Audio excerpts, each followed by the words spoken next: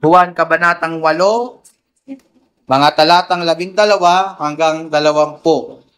Juan Kabanatang 8, mga talatang 12 hanggang 20. John chapter 8, verses 12 to 20. Nandiyan na ho ba kayo? May iba, wala pa, no? So, again, hintayin ko kayo. So, maaaring nagtataka ho kayo, mga kapatid, kasi alam nyo na ang ating ginagawa ay sequential expository preaching, kung saan verse by verse, pinag-aaralan po natin ang bawat talata sa aklat na ating sineseri at pinagbubulayan. And this time, tayo nga po ay nasa aklat ng Juan. At maaaring nagtataka kayo, bakit nilaktawan po natin yung chapter 7, verse 53, hanggang chapter 8, verse 11. Hindi niyo po ba yun napansin? Nahinto tayo last Sunday sa chapter 7, verse 52. So supposedly, chapter 7, 53 na po tayo dapat. Pero nilaktawan po natin yung bahagi kung saan naglalaman ang isang pinakasikat marahil na kwento sa buhay ng ating Panginoong Jesucristo na madalas po nating napapanood sa tuwing mahal na araw.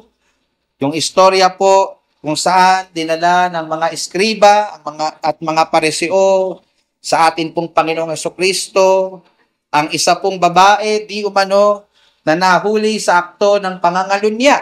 Alam niyo po yung istorya, hindi po ba? Dinala siya ng mga pinunong Hudyo na ito sa ating Panginoong Hesus upang siya po ay subukin. Ano po kaya magiging hatol ng ating Panginoong Hesukristo dito sa babaeng mangangalunya? Ngunit alam po ninyo ang mga sumusunod na pangyayari. Sinabi po ng Panginoong Hesus, at marahil ito po yung pinakasikat na linya sa kwento pong ito, particularly in chapter 8, verse 7, ang sabi niya, ang walang kasalanan sa inyo ay siyang unang bumato sa kanya. Sounds familiar, mga kapatid? At alam niyo po ang susunod na nangyari. Dahil po ang lahat ay makasalanan, isa-isa pong nawala ang mga tao at wala na hong natira maliban sa babaeng inakusahan ng pangangalunya at ang ating Panginoong Hesukristo. Napakagandang istorya at nabahagi ng ating banal na kasulatan ngayon. Pero mga kapatid, shocking na maaaring sabihin ko sa inyo na ako po ay naniniwala na ito po ay hindi bahagi ng orihinal na banal na kasulatan na isinulat ni Apostol Juan sa kanya pong ebanghelyo. So maaaring na-shock po kayo, pero hayaan nyo pong bigyan nyo ako ng pagkakataong ipaliwanag bakit po tayo hindi naniniwala, o ako for that matter, ay hindi naniniwala na ito po ay original na bahagi ng sulat ni Apostol Juan. Ang una pong dahilan, mga kapatid, ay sapagkat kung susuriin po natin yung mga manuscript ng mga sinaunang kopya ng Biblia, ang mga bahagi pong ito ay hindi natin makikita sa mga ito. Yung mga manuscript po kasi, mga kapatid, ay yung kopya ng tinatawag na autographs. Yung autographs, mga kapatid, yun po yung mismong scroll na sinulatan ni Apostol Pablo, ni Santiago, at ng mga biblical authors. Ang tawag po doon ay autographs. Hindi na po nag-i-exist yung mga iyon sa panahon po natin ngayon. Kaya po, ang pinagbabatayan po ng ating mga Biblia ay ang mga tinatawag na manuscripts. At sa panahon po natin ngayon ay meron ng humigit kumulang 25,000 na manuscripts na na-recover. And interestingly, mga kapatid, yung pinakamatatanda sa mga manuscritong ito, sa 25,000 na ito, hindi po makikitang kabahagi yung chapter 7, verse 53 hanggang chapter 8, verse 11. So wala ito sa mga unang manuscript. So ito po yung nangangahulugan na yung bahagi po ito ng Biblia ay idinagdag na lang po dito ng mga komopya ng Biblia sa kagustuhan po nila marahil na hindi po mawala itong napakagandang istoryang ito sa buhay ng ating Panginoong Hesukristo. Pero hindi po talaga ito kasama sa orihinal na sulat ni Apostol Juan, ang sinulat niya yung kanyang ebanghelyo. Kaya naman po, kapag po mapapansin niyo po sa ibang mga kopya ng banal na kasulatan o version ng banal na kasulatan. Halimbawa sa English Standard Version, may mga nakasulat po doong footnote pagdating po sa bahaging ito na nakasulat na ganito, and I quote, "The earliest manuscripts do not include chapter 7 verse 53 to chapter 8 verse 11. At isa pa po, maliban po doon sa pag-aralan natin, yung chapter 7 verse 53 hanggang chapter 8 verse 11, ay makikita nyo rin po sa iba't ibang bahagi ng Biblia, kung titingnan nyo po yung mga manuskripto na pinagkopyahan po na ito. May mga pagkakataon po sa mga manuscript na yung kwento pong ito ay nasa gawing dulo ng sulat ni Apostol Juan. May mga pagkakataon naman po na yung bahaging ito ay nasa sulat ni Lucas, ni San Lucas. Ano po? Nagpapatunay na ito po ay sinubukang idagdag lang ng mga kumopya ng manuskrito at hindi talaga kasama sa orihinal na isinulat ni Apostol Juan. So marahil, mga kapatid, ito po talaga ay totoong pangyayari sa panahon ng ating Panginoong Jesucristo, at dahil po sa ganda ng istorya po nito, ay nais po nilang mapabilang ito sa banal na kasulatan. Kaya naman po, nandito siya sa Biblia po natin ngayon, at hindi na po tinanggal yan ng mga nagsalin ng mga Biblia sapagkat nakasanayan na lang po ng mga tao na iyan ay nakasulat diyan. Okay? So another argument po natin, kaya po tayo din naniniwala na ito hindi kasama sa original sulat ni Apostle John, ay kung pag-aaralan po natin yung mga komentaryo ng mga church fathers. Pag sinabi pong church fathers, sila po yung mga sinaunang mananampalataya, ama ng pananampalataya, ay wala po kayong makikita ni isang komentaryo tungkol po sa pangyayaring ito sa buhay ng ating Panginoong Jesucristo. Nagpapatunay, mga kapatid, na noong panahon ng mga church fathers, hindi pa po umiiral yung istoryang ito sa mga Biblia na binabasa po nila noong panahon nila. Nadagdag na lang po ito sa paglipas ng panahon. So, bagamat, mga kapatid, kung pag-aaralan nyo naman po yung chapter 7 verses 53 hanggang 8, chapter 8 verse 11, wala naman pong masamang nakasulat dyan. Wala naman pong bagay na kontra dyan sa katotohanan kung sino ang ating Panginoong Jesucristo. Di naman siya nakakagawa ng damage sa ating pananampalataya. In fact, napakaganda nga ng kwento po na yan.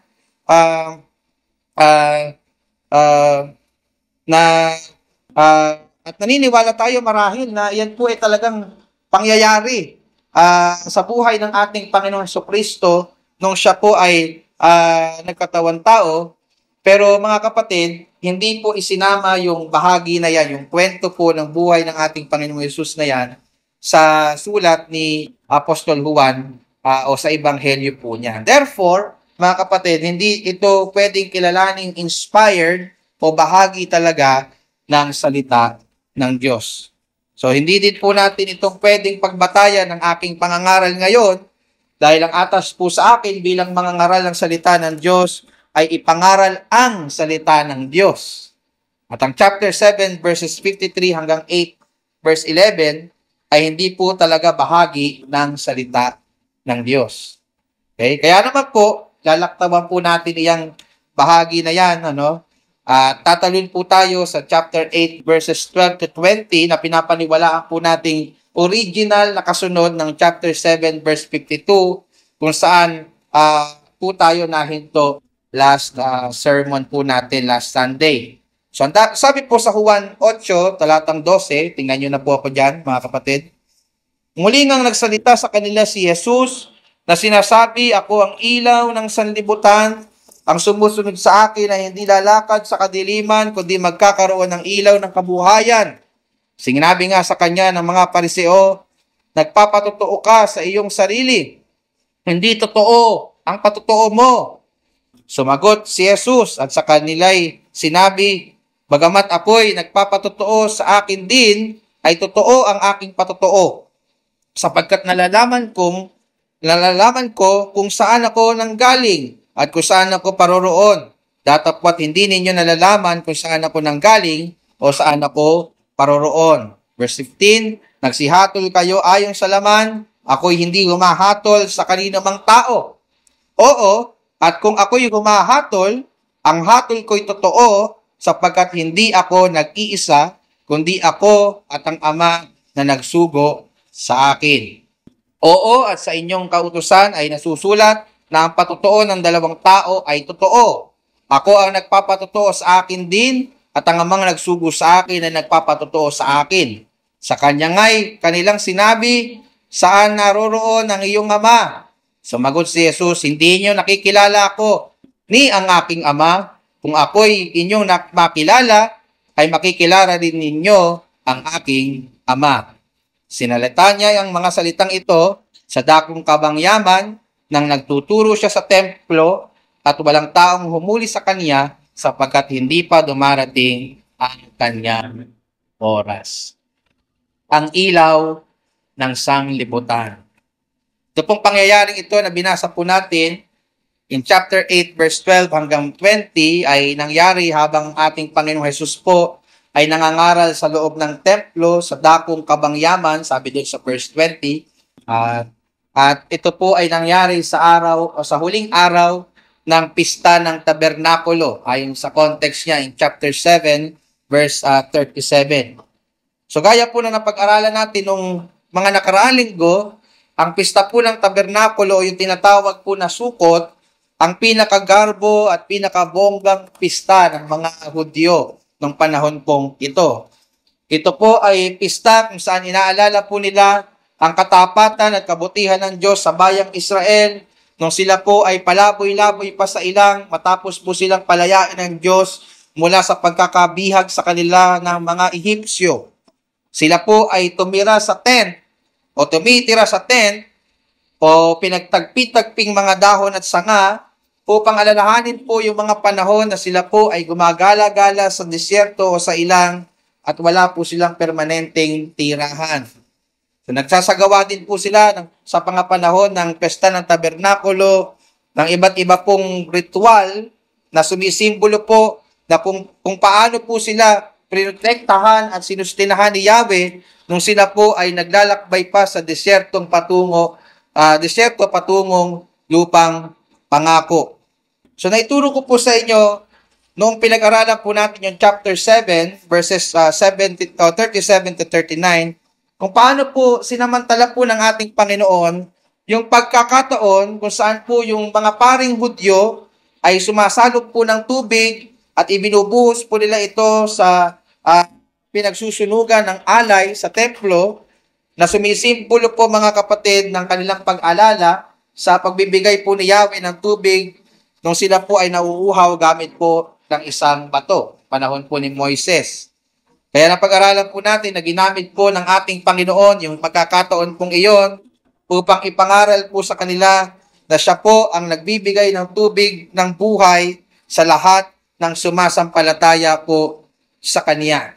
Yan po yung cultural context po niyan. So lahat po ng umiinom ng temporal na tubig na pinalabas ni Yahweh sa balon ay nauuhaw muli. Hindi po pala sa balon, sa bato, no? Lahat po ng temporal na tubig, uminom sa temporal na tubig na pinalabas ni Yahweh sa bato ay nauuhaw muli.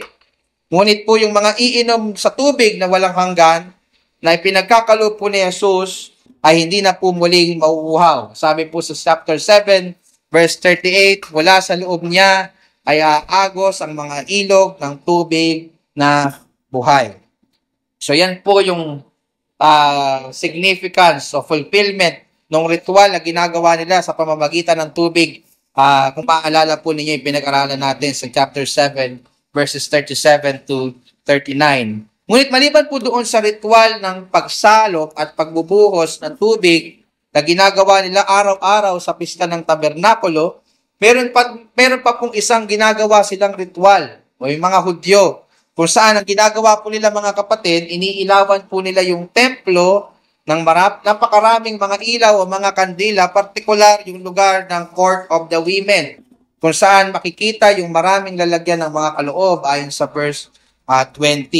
At kung pag-aaralan po natin yung mga historians na nagtala sa pangyayari tuwing pista ng tabernakulo, ay napakarami daw pong ilaw mga kandila, mga torch, ang pumapalibot at nagliliwanag sa templo ng Jerusalem.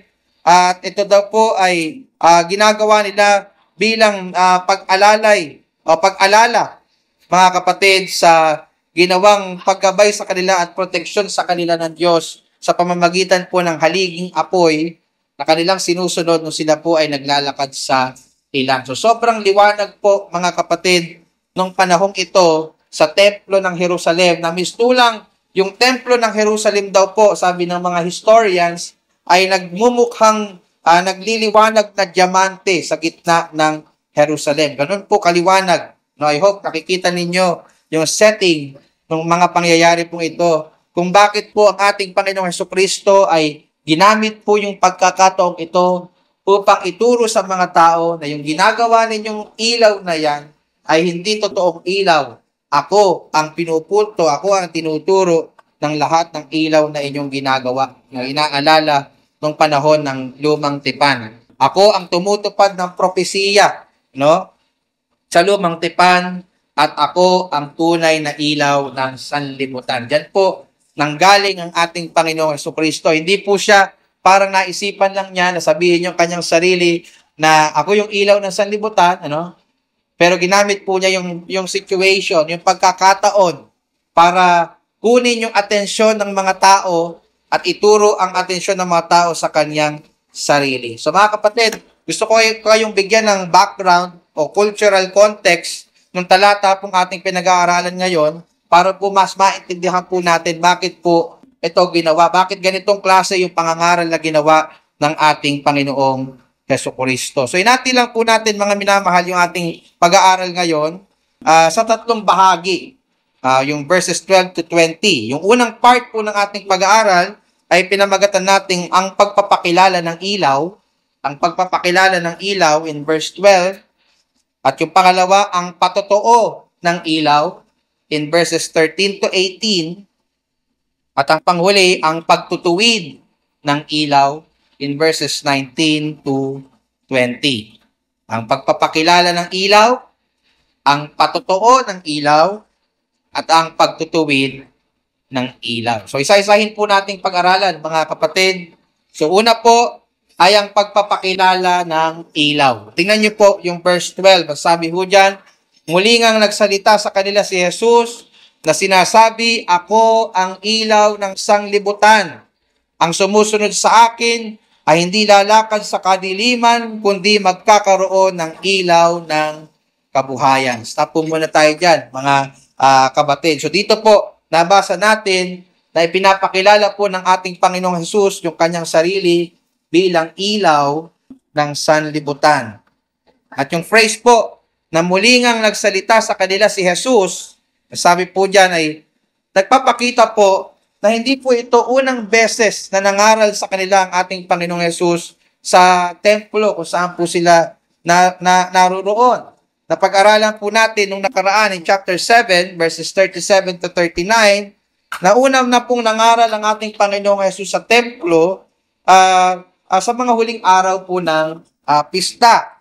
So dito po, ipinakilala niya yung kanyang sarili bilang tagapagbigay ng tubig na nagbibigay ng buhay na walang hanggan. Yan po yung nakaraan niyang pangangaral. So nagpatuloy po yung pangangaral ng ating Panginoong Hesus pagdating po sa chapter 8 verse 12 and following, kung saan ipinakilala naman po niya yung kanyang sarili bilang hindi na tagapagbigay ng tubig kundi ilaw ng sanglibutan. And please note, hindi lang po niya ipinakilala yung kanyang sarili bilang ilaw ng Israel. Napansin niyo po ba yun?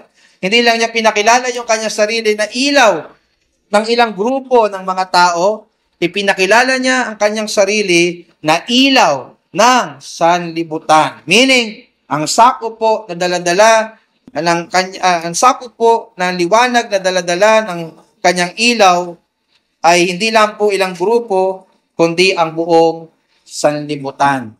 So ito po yung maaapektuhan ng kanyang nagliliwanag na ilaw, ang buong sangkatauhan. Siya po ang, sabi diyan, ang ilaw ng sanlibutan. Gusto kong mapansin niyo yung emphasis na ginagawa ko. Siya ang ilaw, the light of the world. Hindi niya sinabi siya ay ilaw. Papasin niyo po ba yun? Hindi niya sinabi I am a light of the world. Sinabi niya I am the light of the world, na para bagang sinasabi niya na siya lamang at wala na pong iba ang tunay na makapagbibigay ng liwanag sa mga taong nasa kadiliman. Namely, ang ating Panginoong Jesucristo. So nag-iisa po ang ating Panginoong Jesucristo na tunay na ilaw ng sanlibutan. Lahat po ng ilaw ng sanlibutan na nagpapakilala, gaano man sila kaliwanag, gaano man sila kagaling, ay maluluma at malalaos sa liwanag na dala ng ating Panginoong Jesucristo. Now, ano po ba ang ibig sabihin ng pagiging ilaw ng sanlibutan ng ating Panginoong Jesucristo?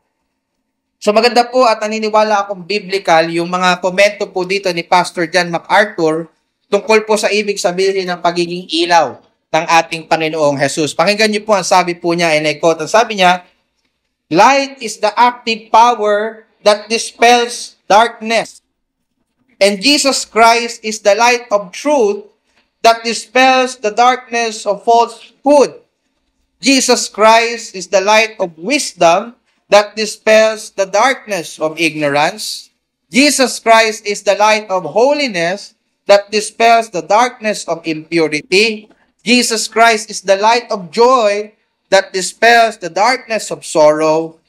Jesus Christ is the light of life that dispels the darkness of death. And of course, in Filipino, si Jesucristo daw po ang aktibong kapangyarihan na nagtataboy sa kadiliman. Si Jesucristo po ang liwanag ng katotohanan na nagtataboy sa kadiliman ng kamalian. Si Jesucristo po ang liwanag ng karunungan na nagtataboy sa kadiliman ng kamangmangan. Si Jesucristo po ang liwanag ng kabanalan na nagtataboy sa kadiliman ng kasalanan. Si Jesucristo po ang liwanag ng kaligayahan na nagtataboy sa kadiliman ng kalungkutan. Si Jesucristo po ang liwanag ng buhay na nagtataboy sa kadiliman ng kamatayan. That's the essence of Jesus Christ being the light of the world. Wala na pong ibang pwedeng makagawa nito, mga kapatid at mga minamahal, kundi ang ilaw ng sanlibutan. Walang iba, kundi po ang ating Panginoong Jesucristo. Lahat daw po ng susunod sa ilaw na ito, sabi ng talata, nasa verse 12 pa rin tayo, na meron pong pananampalataya ay makakawala sa kadiliman. Pasin niyo po yun? And please note, mga kapatid, hindi lang hahanga sa ilaw na ito ang sabi. Hindi lang sinabi ang lahat ng humahanga sa ilaw na ito ay makakawala sa kadiliman o kaya naman lahat ng titingin sa ilaw na ito. Ang sabi ng talata, kailangan tayo ay sumusunod, akuluteo sa Greek, which conveys the idea, according to Dr. John MacArthur, of someone who gives himself completely to the person followed. Napansin niyo po yung emphasis, someone who gives himself completely to the person followed. Meaning, hindi po mararanasan ang lahat ng pagpapala ng ilaw ng sanlibutan na ito kung ikaw ay nag-aalinlangang sumunod ng may pananampalataya sa Kanya, gaya ng mga Israelita sa ilang na sumusunod sa haliging apoy na ipinadala po ni Yahweh ng panahon ng lumang tipan. Hindi mo mararanasan yung pagpapalang ilaw ng katotohanan, mananatili ka sa kasinungalingan, hindi mo mararanasan yung karunungan ng mula sa salita ng Diyos, hindi mo mararanasan mamuhay sa kabanalan at makaranas ng tunay na kaligayahan at totoong buhay na walang hanggan, hiwalay sa liwanag ng ilaw po na ito. In fact, kung ikaw ay hindi susunod ng may pananampalataya sa ilaw na ito, kabaliktaran nito ang iyong mararanasan. Kung ikaw ay nasa kadiliman, mananatili ka sa kasinungalingan. Madali ka maniniwala sa salit-salit sabi na wala namang batayan sa tinuturo ng banal na kasulatan. Mag-aakala kang ikaw ay marunong, pero sa katotohanan, sa liwanag ng banal na kasulatan, ikaw ay isang mangmang. Mananatili ka sa pamumuhay ng sa kasalanan. Mananatili kang empty, wretched, and broken. Hiwalay sa liwanag ng sanlibutan at hindi ka magmamana ng buhay na walang hanggan kung ikaw ay hindi makakaranas ng liwanag na ito. So yun po yung essence ng ibig sabihin ng pagiging liwanag ng sanlibutan. Ngunit maliban po sa sinisimbolo ng pagiging ilaw ng ating Panginoong Hesus, ito din po ay titulo niya ng pagiging Mesaya. So yung ilaw ng sanlibutan ay isa rin po palang titulo ng kanyang pagiging Mesiyas. Kapag binasa niyo po yung lumang tipan, yung pagiging ilaw po ay isa pong titulo ng Kristong ipinangakong darating.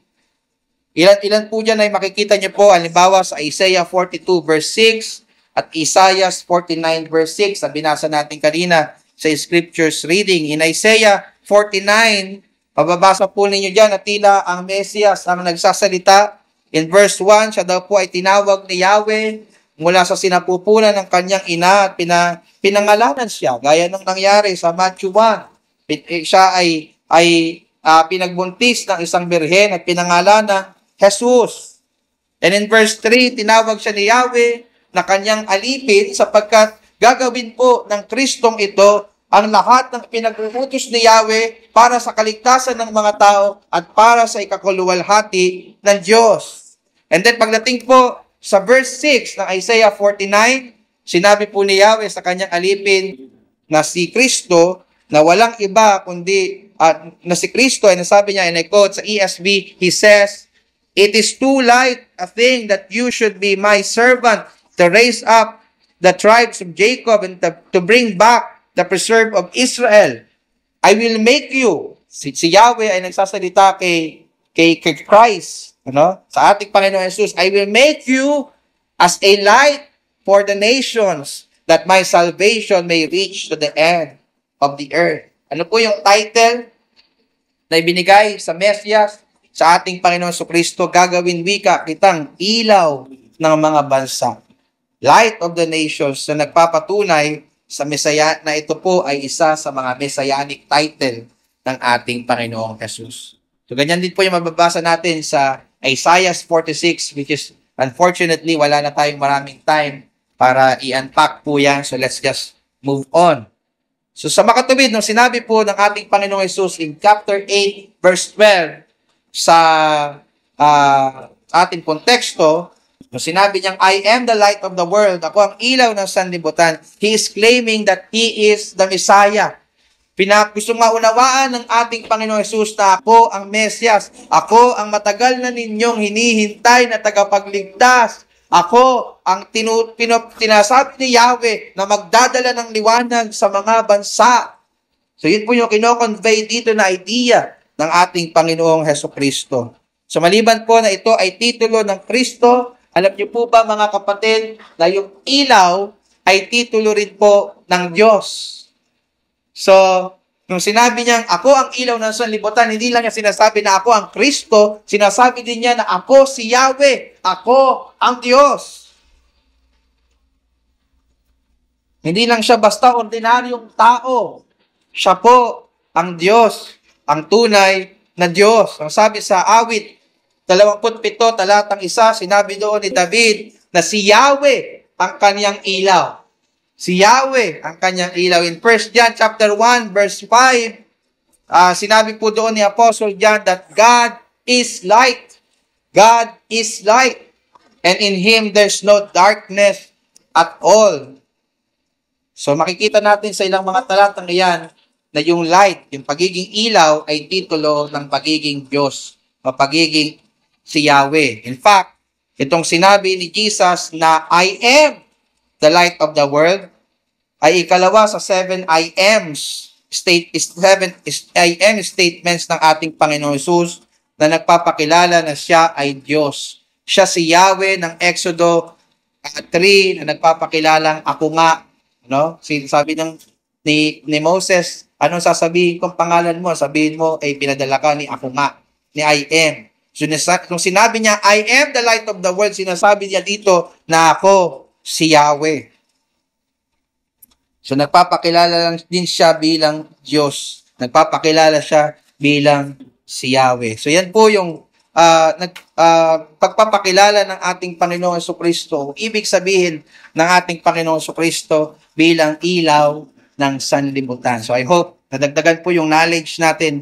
Ano yung significance ng pagiging light of the world ng ating Panginoong Hesukristo. Now, tingnan naman po natin yung pangalawa nating punto na pinamagatan ko pong ang patotoo ng ilaw. So, kanina, ang pagpapakilala ng ilaw, this time, ang patotoo ng ilaw. In verses 13 to 18, mga kapatid, mababasa po natin dito yung patotoo po ng ating Panginoong Hesukristo tungkol po sa kanyang sarili bilang ilaw ng sanlibutan. Ito po ay bunsod, mga kapatid, ng kawalan pa rin ng pananampalataya at paniniwala ng mga Hudyo sa kanyang claim na ito. Nasabi po sa verse 13, kung titingnan niyo po sa inyong mga Biblia, sinabi nga sa kanya ng mga Pariseo, nagpapatotoo ka sa iyong sarili. Hindi totoo ang patotoo mo. Parang sinasabi po ng mga Pariseo, masyado namang self-serving yung claim mo, Jesus. Paano kami maniniwala sa sinasabi mo? Ikaw lang ang may sabi niyan. Meron pa bang ibang nagpapatotoo na ikaw ang ilaw ng sanlibutan maliban sa'yo? Parang ganun yung sinasabi niya. Kwento mo yan Alam nga naman, idaglag mo yung sarili mo. Parang ganun yung sinasabi ng mga Pariseo ito sa ating pong Panginoong Hesus. So, hindi po naniwala sa kanya yung mga Hudyo sa kabila po ng ilang beses po niyang pangangaral, paulit-ulit niyang pagpapakita ng himala para lang maintindihan nila kung sino talaga siya. Nag-end up pa rin sila malungkot, mga kapatid at mga minamahal, sa kawalan ng pananampalataya at hindi paniniwala. Sabi nila, nagpapatotoo ka sa iyong sarili, hindi totoo ang patotoo mo. Kaya sinagot po sila ng Panginoong Hesus pagdating sa verse 14. Ang sabi diyan, sumagot si Hesus sa kanila at sa kanila'y sinabi, bagamat ako'y nagpapatotoo sa akin din, ay totoo ang aking patotoo sapagkat nalalaman ko kung saan ako nanggaling at kung saan ako paroroon. Datapwat hindi ninyo malalaman kung saan ako nanggaling o saan ako paroroon.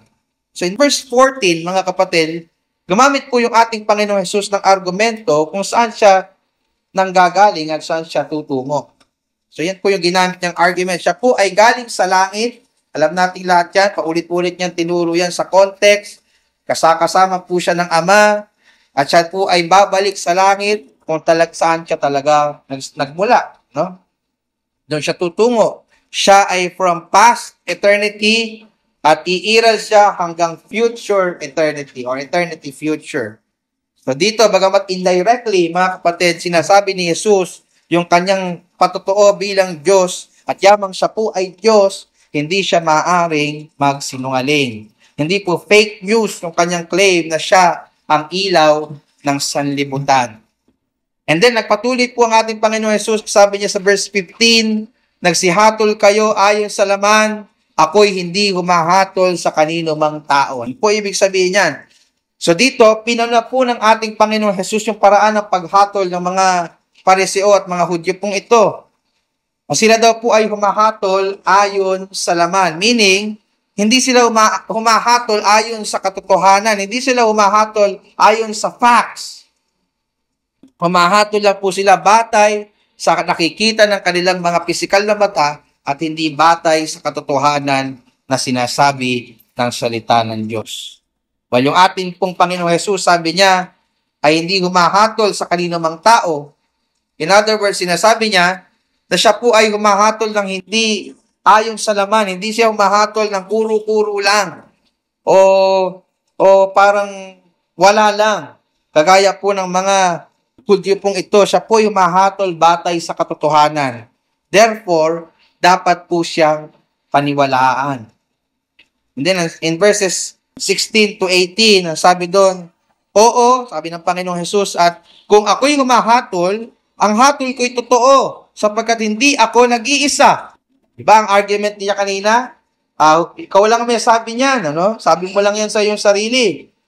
So, sabi niya dito, hindi siya humahatol at nang nag-iisa, kundi ako at ang Ama na nagsugo sa akin. Oo, sabi sa verse 17, ang inyong kautusan ay nasusulat na ang patotoo ng dalawang tao ay totoo. Yan po ay ayon sa kautusan ni Moises sa lumang tipan.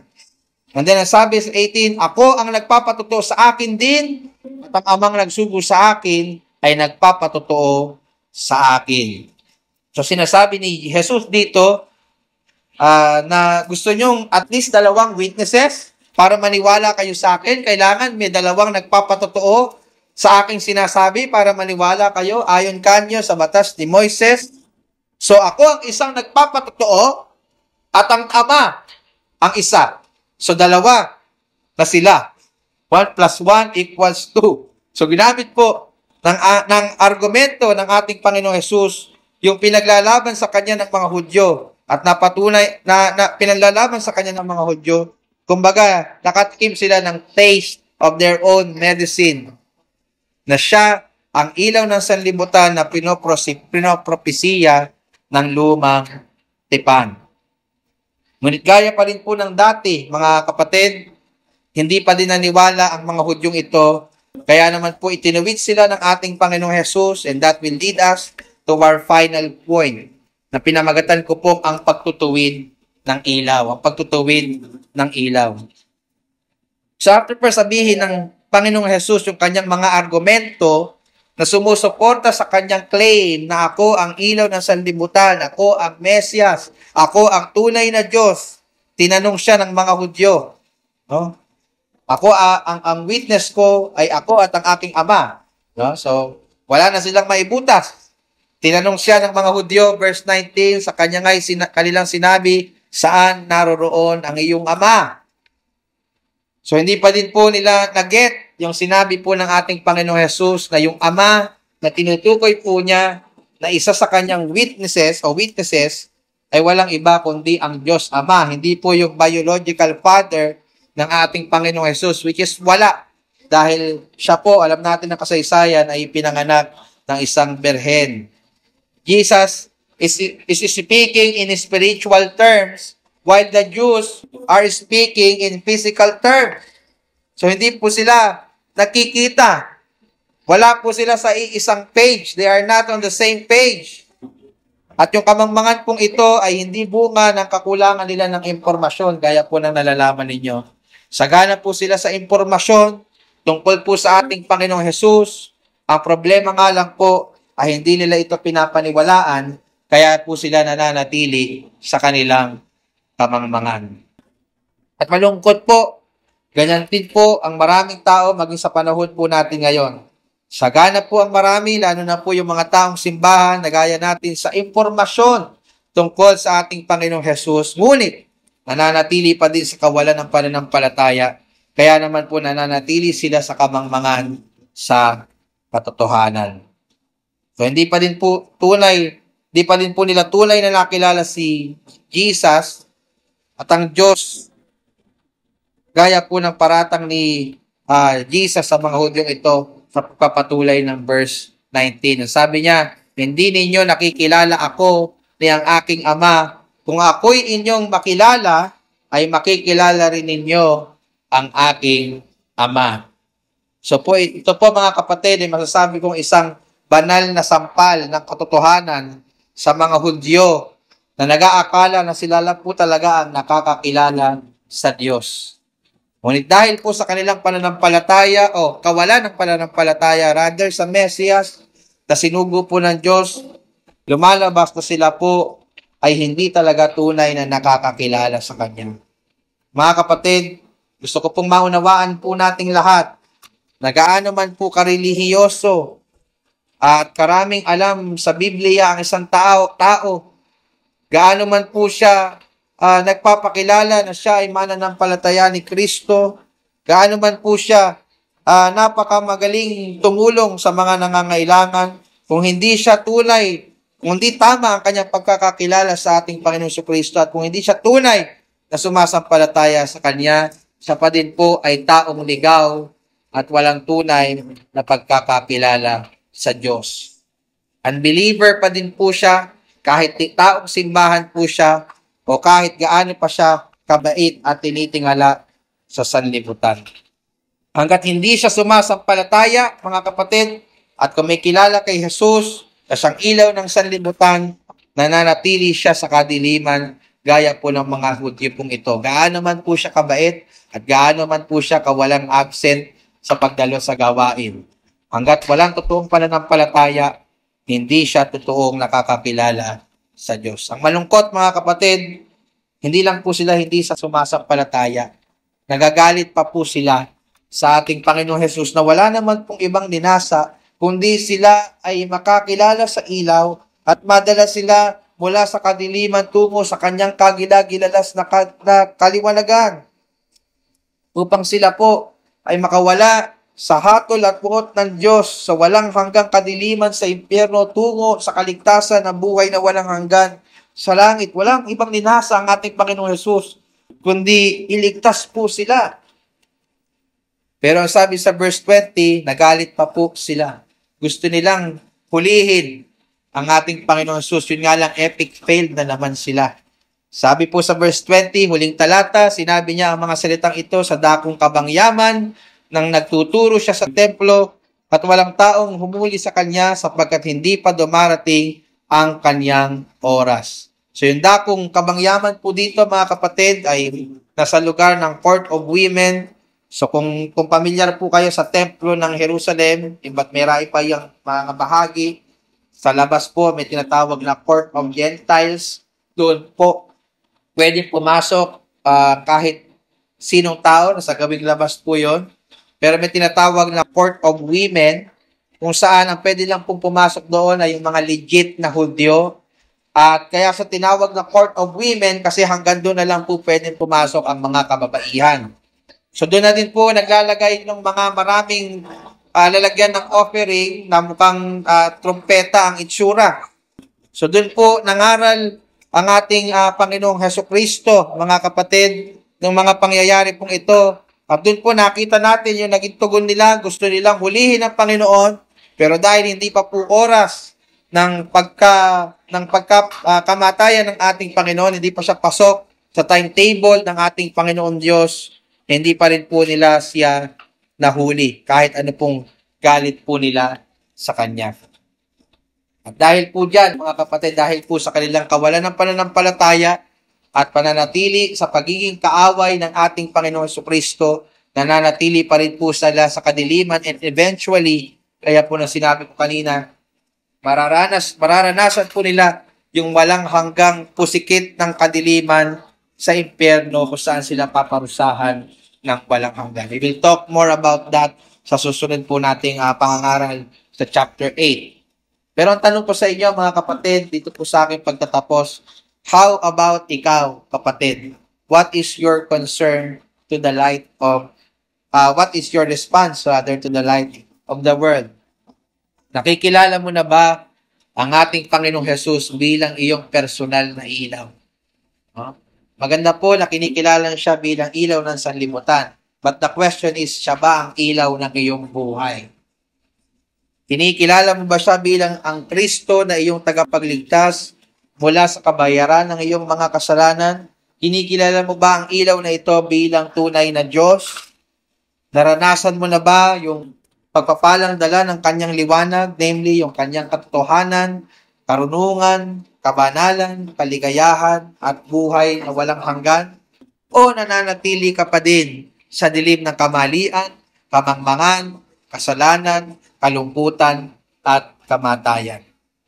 Kung ikaw ay naririto pa rin, mga kapatid, hinihikayat ko po kayo na lumapit sa ilaw ng sanlibutan at ikaw ay masiyahan sa kanyang liwanag.